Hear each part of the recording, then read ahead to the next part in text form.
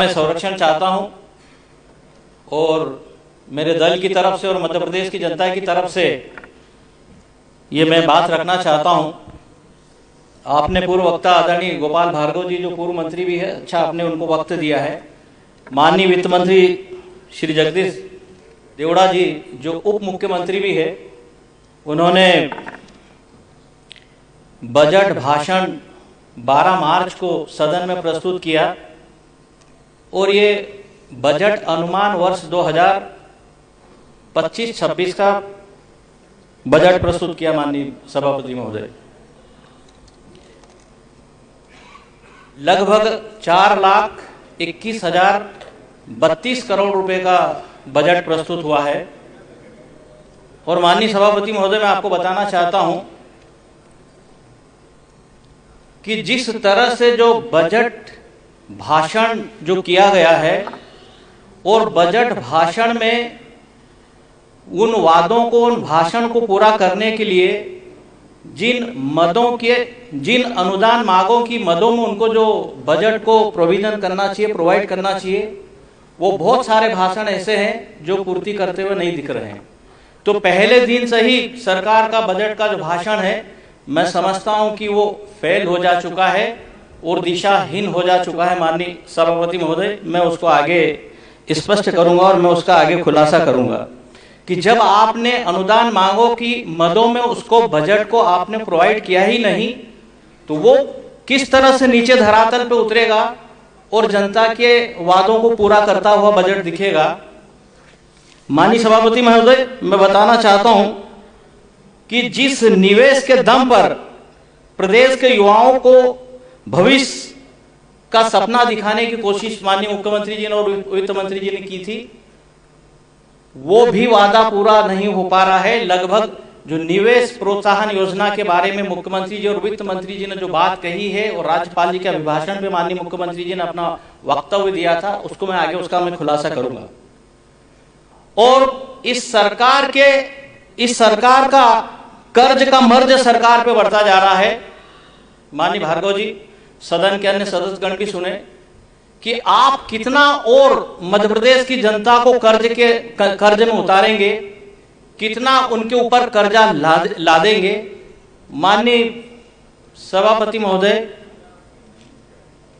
सकल राज्य घरेलू उत्पादन बढ़ा लेना, प्रति व्यक्ति आय बढ़ा लेना, ये सब कुछ नहीं होता है। आप देखिए राजकोषीय घाटे की स्थिति क्या हो गई है, कर्जे की स्थिति क्या हो गई है। आगे मैं उसको स्पष्ट करूंगा। माननीय सभापति महोदय, आपका संरक्षण चाहिए। लगभग ये जो बजट अनुमान वर्ष 2025-26 का है, ये 31 मार्च 2026 को जब समाप्त होगा माननीय सभापति महोदय, तब तक कर्ज जो लिया है उसका ब्याज हम लगभग 28,636 करोड़ रुपए हम चुका देंगे। 28,636 करोड़ रुपए कर्ज का ब्याज हमें भरना पड़ेगा। आप मध्य प्रदेश को कहां ले जा रहे हैं? एक दिन का कर्ज का ब्याज 79 करोड़ रुपए भरना पड़ रहा है। माननीय सभापति महोदय, ये बहुत बड़ी मैं समझता हूं कि शर्म की बात है सरकार के लिए। आपने जो पुनरावृत्ति की है, माननीय देवड़ा जी ने जो बजट को जो रखा, बजट को जो पढ़ा है, वो सब अनुदान मांगे सबकी जानकारी में है, आपने उसकी पुनरावृत्ति की है।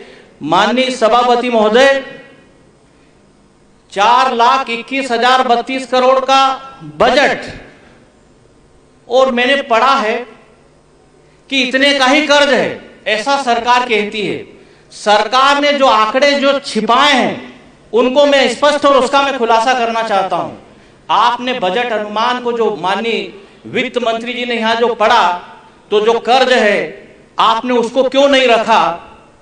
ये जो मध्य प्रदेश राजकोषीय उत्तरदायित्व एवं बजट प्रबंधन अधिनियम 2005 के अंतर्गत जो बजट जो बना है, आपने क्या उसकी धज्जियां उड़ाई है, उसको मैं स्पष्ट करना चाहता हूं।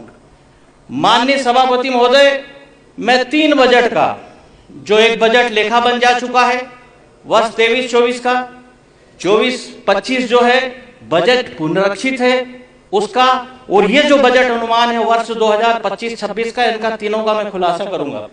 दिनेश भाई, मैं इन तीनों का खुलासा करना चाहता हूं।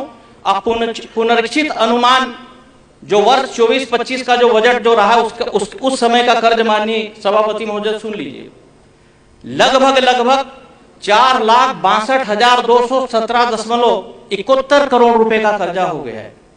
बजट है आपका 4,21,000 करोड़, 4,21,032 करोड़ का कर्जा जो है सरकार ने हम लोगों के ऊपर जो कर दिया है 4,62,217.71 करोड़ रुपए का, जो 31 मार्च 2025 को ये जो अभी जो बजट वर्ष 2024-25 जो समाप्त होने जा रहा है, 13 दिन बाद माननीय सभापति महोदय हम पे जो कर्जा कितना हो जाएगा उसका मैंने उल्लेख किया है। और यही जो बजट अनुमान है जो 31 मार्च 2026 को जो समाप्त होगा उस दिन हम कर्जधारी जो हो जाएंगे उसके आंकड़े भी आप लोग सुन लीजिए, वो लगभग है 5,30,885.11 करोड़ रुपए। ये इतना कर्जा होगा जो टोटल जीएसडीपी का लगभग 30.74% होगा माननीय सभापति महोदय। और इसके पहले का जो मैंने आंकड़ा जो बताया है वर्ष 24-25 का कर्ज का और उसकी जीएसडीपी का, वो लगभग 29.99% होगा। मीन्स आने के 30% टोटल जीएसडीपी का कर्ज होगा। ये कर्ज की मैंने बात अभी आपको बताई माननीय अध्यक्ष महोदय। ये सारी जो जानकारी हमने बजट भाषण से, माननीय सभापति एक सेकंड लूंगा, बहुत विद्वान है बाला भाई, आपके 10 वर्ष के कालखंड का भी आप प्रतिशत बता दें जीएसडीपी के मान से, क्या लोन था, क्या ऋण था, क्या आप ब्याज दे रहे थे? जी आपको जारी रखा 43% था माननीय 2000